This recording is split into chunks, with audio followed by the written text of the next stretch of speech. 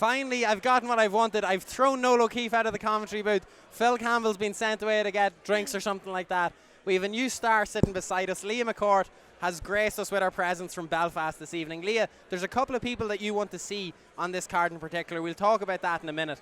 But as someone who has aspirations within the next 18 months for fighting universally one of the greatest female fighters of all time, how did you feel about watching Juliana Pena last night?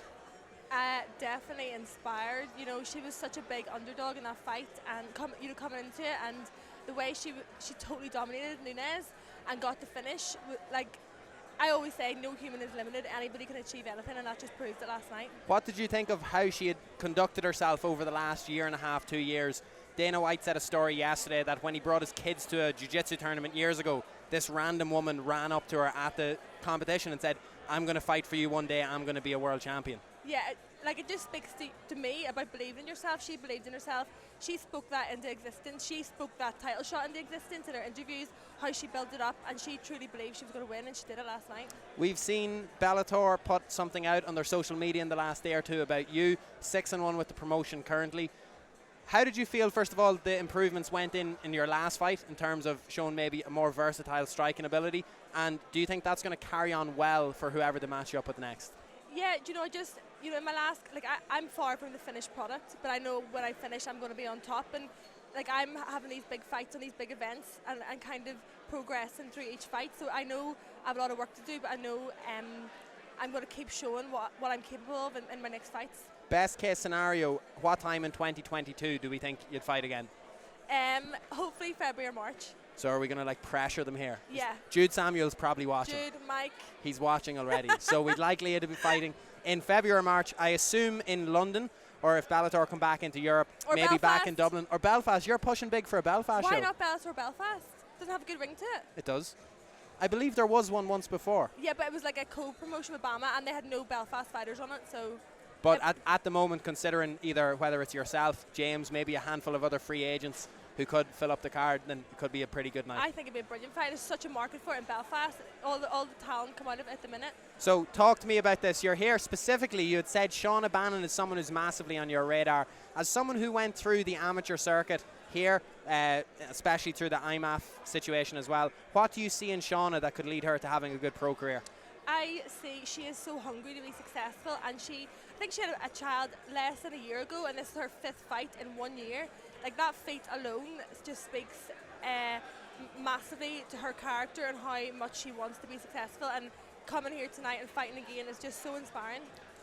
I know it may not be the same thing, but can you see the similarities between your career progression and her career progression? You come in as a decorated grappler, she's come into MMA as a decorated striker. Can you see how these paths are lining up? Yeah, definitely, and how active she is. You know, a lot of people talk and they want to be seen as an MMA fighter, but if you're out there, you know, testing yourself, whether you win or lose, you keep coming back, it just shows that she actually wants it. And I know that you've worked with him many times in the past, but to have someone like Paddy Houlihan guiding your career, it seems like he has a very strong amateur team at the moment, but Shauna is like the front and centre, probably the first one who's going to make a good pro run and stuff like that. Do you think it's all arms behind her in terms of pushing her forward? 100%. She's got, I think environment is everything when you're, as an amateur, especially as a female. It's who you surround yourself with, who your teammates are, who your coaches are, and they're looking after her so well.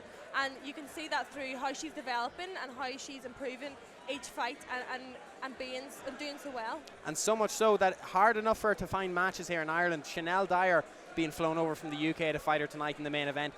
From what I've seen, she has both have extensive striking backgrounds. So in terms of Shauna not exposing any weaknesses, or I know she's thrown herself into jiu-jitsu tournaments and grappling competitions, this is probably going to be her hardest fight in MMA because she's coming up against someone with such a decorated striking background. Yeah, fair play to Shauna for stepping up. It's such a hard fight for her, again, so soon after having a baby. And Shauna, again, she has killer instinct. I've seen her jiu-jitsu tournaments. I've seen her, jumping for finishes. I don't see it as a weak point. She may be not as experienced in that area, but I think she's got a strong grappling game as well. You've also spent a lot of time just off the M50 over the last 2 years down in SBG Charlestown. You've seen the development and the growth of Max Lally over the last couple of years. He's really hit the ground running in his amateur career so far. What is it about him, in your opinion, that's different? Again, it's his... he's a real student of the game. He's down with Owen, he's with Sergey, he's training with the best. He's been in New York with the Danaher Death Squad. He like eats, sleeps, lives, breathes training, and it shows in his progression, his physique, his mindset, everything. And he is an absolute beast. You know, I've grappled with him, I've trained with him, I've sparred with him. He is an animal. As someone who did cross-train quite a lot and go into different disciplines for different things, how valuable is that? I think it should be a thing that all amateur fighters should be doing. Sometimes loyalty can be attached to one person, one team, one club, when really there's better strikers down the road, there's better wrestlers up the road, there's better jiu-jitsu people at the Gi Jiu-Jitsu Club, so why not cross-train with all of them as much as possible? I think you can see a lot of us fighters in the north, we have done that. You know, me, Paul Hughes, Joe, we all trained in a lot of different gyms coming up, you know, helped each other, working with each other, and I think it's such a good thing for amateurs, even pros to do as well. You know, we're all from the island of Ireland, should be helping each other, and I think a lot of us do, and it is a really positive thing that happens in Ireland. We've seen a very grappling heavy performance from Max. This may be the one tonight where we see a little bit more striking. One other fight on the card that you're looking really forward to seeing, or one more fighter, Gary Rooney from SBG HQ. Gary, a very decorated grappler, recently got his brown belt off John Kavanagh. Seems to be like one of the most flexible, bendy men that I've ever trained with in my life.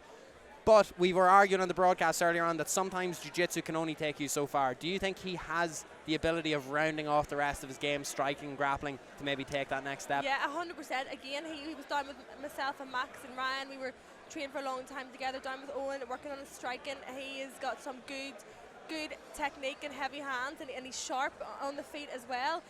It is always hard to bring out the lesser experienced aspect of your game when you get in the cage, so you do resort back to what you know, but he definitely has so much potential and is developing so well. And then finally on Gary, do you think that when you specialise too much in a certain type of jiu-jitsu, I think Lee Hammond is a great example of this. When he won the IMAF World Championships, he used his modern jiu-jitsu, then he took the time off, he developed as a fighter, had his pro debut recently, and just didn't have to grapple once, used his striking entirely. Phenomenal, yeah. I think Gary can be the person to kind of bring a modern type of jiu-jitsu, at least to amateur MMA. I'm not betting against the Baron Bolo tonight. Yeah. That's all I'm saying. Yeah, and Gary likes to go for flashy things, and he's so confident in that, which makes him so exciting as well. But even his knowledge in cage work, in wrestling, in every aspect, I think he's going to show that tonight. Very good. The guest of honour, Leah McCourt. She's going to fight in Bellator at some point if she doesn't get injured before then. Even if she does get injured, we'll blame somebody close to her. Yeah, more than likely me.